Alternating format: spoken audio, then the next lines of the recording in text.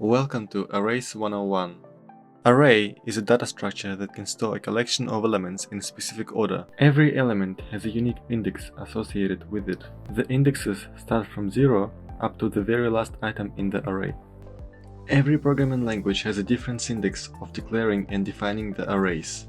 However, in practice you may find that they have a lot of similarities. If your array contains any values, you can access them by adding square brackets and adding the index of the element you're trying to access. When working with arrays, it is important to know the time and space complexity of your operations.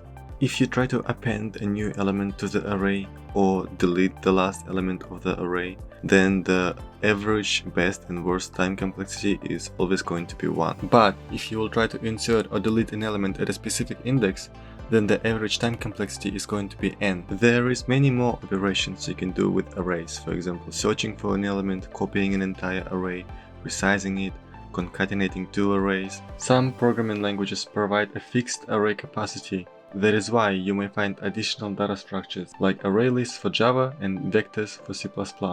Under the hood they also have a limited capacity, but when this capacity is reached, they create a new array double the size of the original array and move all the values from the original array into the new array.